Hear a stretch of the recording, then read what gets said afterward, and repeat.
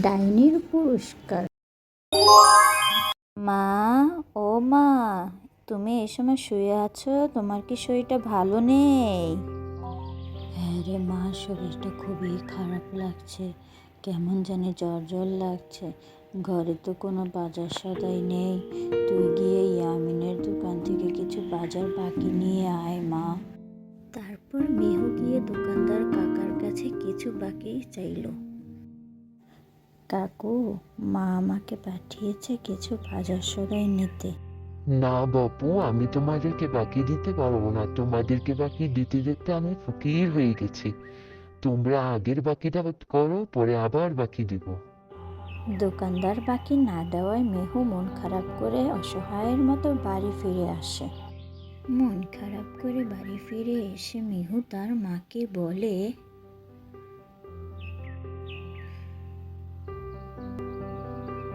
মা, ইয়ামিন কাকু বলেছে আমাদেরকে আর বাকি দিবে না, আমাদের আগে টাকা পরিশোধ করলে পরে বাকি দিবে।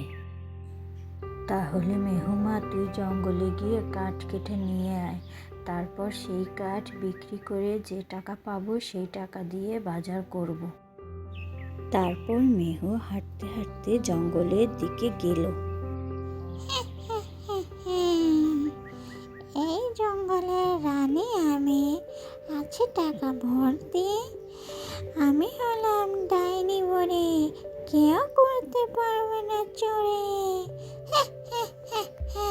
কি ব্যাপার, কার জানি পায়ের আওয়াজ শুনছি, দেখি তো কে। তারপর মেহু বাগানে গিয়ে থমকে দাঁড়িয়ে গেল এবং বলল, ওখানে কি এগুলো? কি দেখা যাচ্ছে? কি যেন ঝলঝল করছে। কাছে গিয়ে দেখি তো ওগুলো কি জ্বলজ্বল করছে জঙ্গলের ভিতর। ডাইনি বুড়ি দাঁড়িয়ে দাঁড়িয়ে মেহুর কাহিনী দেখতেছে। ওমা, এগুলো কি? এগুলো তো সোনার মুদ্রা। এগুলো কে ফেলে গেল জঙ্গলের ভিতর? থাক, এই মুদ্রাগুলো যেখানে পড়ে আছে সেখানেই থাক। আমি কষ্টে আছি দেখে এগুলো কুড়িয়ে নিয়ে যাব, এতে তো আমার পাপ হবে।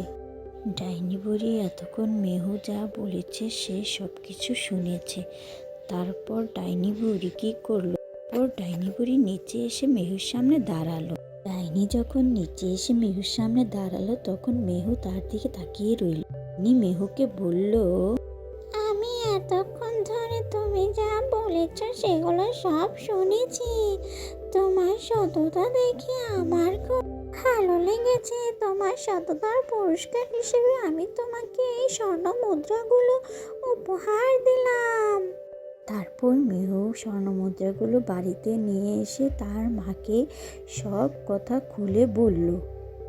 ওর থেকে মেহু ও তার মা সুখে বসবাস করতে লাগলো।